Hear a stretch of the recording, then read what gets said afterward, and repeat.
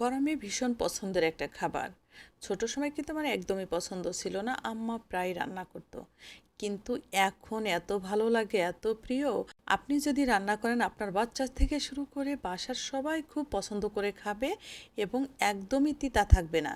চলুন তাহলে দেখা যাক। সুপ্রিয় দর্শক, আসসালামু আলাইকুম। সবাইকে ওয়েলকাম। এখানে কিছু উচ্ছা করলা নিয়েছি। দেখেন এই যে এইভাবে করে কেটে ভালো করে ধুয়ে পানি ঝরিয়ে উঁচু উঁচু করে 1 চা চামচ লবণ দিয়ে ভালো করে ম্যারিনেট করে রেখে দিলাম। এই বলটা নিচে রেখেছি, দেখেন এটার ভিতর থেকে যে সবুজ পানিগুলো আস্তে আস্তে অটোমেটিক এই চালনির থেকে নিচে পড়ে যাবে। এদিকে আমি পরিমাণ মতো সয়াবিন তেল দিয়েছি, দিয়ে দিলাম 2-3টা পেঁয়াজ কুচি। হালকা ব্রাউন কালার হয়ে গেলে একটু পানি দিয়ে দিলাম স্বাদ অনুযায়ী লবণ, আর দিয়েছি হলুদের গুঁড়া আর ভাজা জিরার গুঁড়া। আর কোনো মশলা এখানে আমি ব্যবহার করব না। একদমই সিম্পল মশলায় আজকে রান্নাটা করব। খেতে হবে অসম্ভব স্বাদ এবং একদমই তিতা লাগবে না। সবাই খুব পছন্দ করবে এভাবে রান্না করলে। মশলাটা খুব ভালো করে কষিয়ে তেলটা উপরে উঠে আসলে এখন দিয়ে দিলাম শিং মাছ। শিং মাছটা দিয়ে শিং মাছ 2 মিনিটের মতো মাছটা কষিয়ে নিয়ে অ্যাড করে দিলাম আলু। আলু দেখেন এই যে এইভাবে করে কেটে নিয়েছি। আলুটা দিয়েও ভালো করে মাছের সাথে মিশিয়ে 1 মিনিটের মতো একটু কষিয়ে নিয়ে এখন চুলার ফ্লেমটা একদম লো করে দিয়েছি। ঢাকনা দিয়ে ঢেকে দিলাম। 2-3 মিনিট রেখে ঢাকনাটা তুলে নিলাম। দেখেন বেশ খানিকটা পানি ছেড়েছে।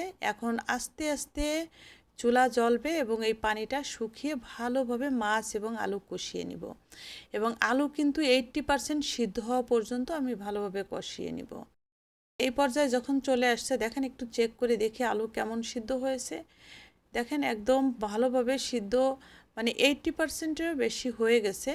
তার মানে খুব সুন্দরভাবে মাছ এবং আলু কষানো হয়ে গেছে। এখন দিয়ে দিব ঝোলের পানি।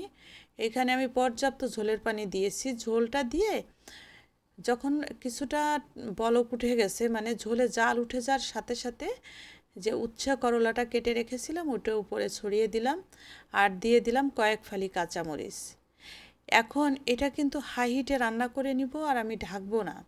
এটা ঢেকে রান্না করলে কিন্তু তিতা লাগবে। হ্যাঁ, এই যে করলা যে সিস্টেম করে আমি ঝোলটা করতেছি এইভাবে করলে একটু তিতা হবে না। খেতে কিন্তু অসম্ভব টেস্ট হবে। আর এই গরমের স্বাস্থ্যের জন্য কিন্তু খুবই উপকারী উচ্ছে করলার ঝোল। আর তাজা তাজা শিং মাছ দিয়ে, কই মাছ দিয়ে বা যে কোনো বড় মাছ দিয়ে এইভাবে রান্না করলে কিন্তু অসম্ভব টেস্ট হয়। এবং এইটা দিয়ে দুপুরে বা সকালে যে কোনো সময় গরম গরম ভাতে খাবেন। চোখ বুজে খালি এটা দিয়েই ভাত খেয়ে নেবেন, আর কোনো কিছু লাগবে না। যার জন্য অবশ্যই গরমে এই রেসিপিটা আপনারা ট্রাই করবেন। শেয়ার করে রেখে দিবেন আপনার টাইমলাইনে। কেমন হলো আমার রান্নাটা কমেন্টস করে জানাবেন। আর একটা লাইক দিতে ভুলবেন না। সবাই ভালো থাকবেন, সাথে থাকবেন। অবশ্যই আমার পেজটা ফলো করে সাথে থাকবেন। সবাইকে অসংখ্য ধন্যবাদ সাথে থেকে দেখার জন্য। আল্লাহ হাফেজ।